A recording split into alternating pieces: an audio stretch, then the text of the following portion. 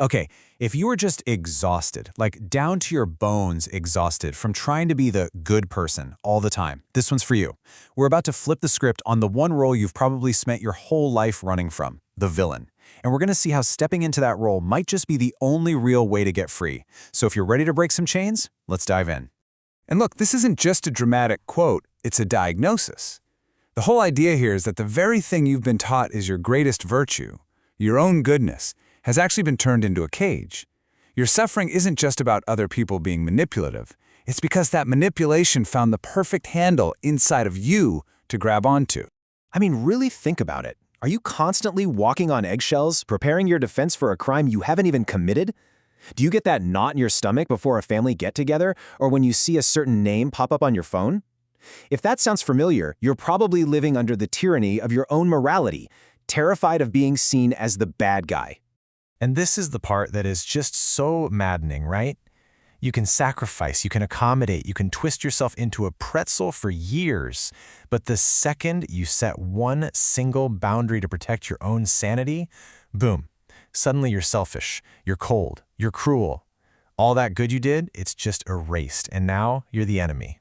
So, what if the only way out of this game is to just stop playing? What if you happily accept the role of the monster they're trying to make you out to be? That's what we're digging into here. The radical, unbelievable freedom that shows up the moment you stop trying to prove your innocence to people who absolutely profit from your guilt. All right, so let's start by looking at how this prison actually gets built. Because it's not made of bricks and bars. It's a fortress built from your own best qualities, your compassion, your empathy, and that deep, deep need to be seen as good. See, toxic people don't control you with brute force. They control you with something way more subtle, image management. They know that as long as you are terrified of being the bad guy, they've got you on a leash. They literally use your own conscience against you to keep you exactly where they want you. And this is the cycle, right? This is the trap in action. First, they throw out an accusation. And what do? You jump in to over-explain, to apologize, to justify. You're basically begging them to change a verdict they never, ever intended to change. The whole point is to keep you in their courtroom, exhausting yourself, while they hold all the power. So this leads us to the forbidden question. What if the only way to get out is to do the one thing you've been conditioned your entire life never to do? To just drop the rope. To stop fighting the label. To let them call you selfish, or difficult, or cold, and to finally realize their opinion is not your reality. Now, this whole prison dynamic, it doesn't just happen in one-on-one relationships. It often scales up and becomes a systemic role. A lot of people-pleasers find themselves cast as the scapegoat, whether it's in their family, a group of friends, or even at work. And here's a really critical point. The scapegoat is almost never the weakest person in the group.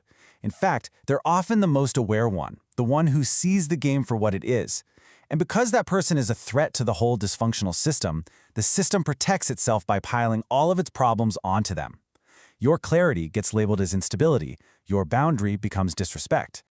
I mean, this chart says it all, doesn't it? A healthy person might not like your boundary, but they'll respect it. They argue with the limit, not with you as a person. But a manipulative person, they see your boundary as a personal attack. So they don't debate the limit, they attack you. They call you selfish or cold to shame you into dropping the boundary so they can get their access back. And that's exactly why arguing is such a trap. The second you start defending yourself, listing all the good things you've done, you're accepting their frame. You're agreeing that your character is up for debate. You're giving their little courtroom legitimacy. Remember, the point of a smear campaign isn't to find the truth, it's to create an atmosphere of guilt that keeps you hooked. Okay, so how do we actually break free from all this? Well, this is where the psychologist Carl Jung comes in, and he offers a rule that, frankly, polite society doesn't really want you to hear. It's all about facing the parts of yourself that you've been taught to lock away. What Jung was really getting at here is that being a whole, healthy person isn't about being harmless. It's about being integrated. An ego that constantly needs to appear pure and good is actually incredibly weak. It can be pulled in any direction by shame or accusation. Real wholeness means you have access to your full range of human responses, including the ones that can bite back when they need to. So, what are these fangs? In Jungian terms, this is your shadow. And no, it's not your evil dark side. It's simply the collection of all the traits and impulses you were taught to disown so that you could be loved and accepted. It's the parts you exiled, and ironically, it's often where your real power is hiding. Think about these qualities: anger, the power of refusal, healthy selfishness, ambition, the ability to disappoint someone and be okay with it, the ability to just say no, and now follow it up with a 20-minute apology. We're taught these things are bad, right? But when you repress them, you don't become a better person. You just become usable, and manipulators can smell that a mile away. So, to bring these exiled parts back home, you have to go through something that sounds frankly terrifying: ego death. But it's not about collapsing into nothing. It's really about letting that false, approval-seeking part of you die off so that your real, sovereign self can finally step forward.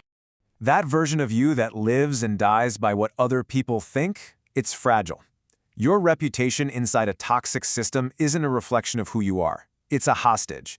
Ego death is just the process of taking your sense of self-worth back from that external courtroom and planting it firmly inside of you, where nobody else can touch it. And this chart shows the big shift. So many of us are trapped in that savior role. We think our worth comes from fixing others, from being needed. But the sovereign self, it operates from a place of accuracy. It knows you're not responsible for another adult's feelings. It knows you don't have to make your boundary comfortable for them. And it can hear an accusation without immediately panicking and jumping to defend itself. Okay, the theory is all well and good, but what do you actually do when someone hits you with an accusation in real time and your body is screaming at you to defend, explain, and apologize? Let's get really practical here.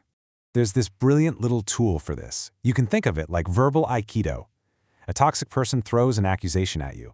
Instead of pushing back and creating a fight, you just remove the friction. You agree with the part that's true, and you let the rest go. You accept the social awkwardness without giving up your ground. Let's see how this works. They hit you with, "You're so cold now." The old you would have launched into a whole speech about all the ways you're not cold. The new, sovereign you just calmly says, "I am less available than I used to be." See what that does? It's true. It's accurate. But it doesn't engage with their false frame of coldness. There's no panic, no fight, and the accusation just deflates. And when you start to practice this, something incredible starts to happen.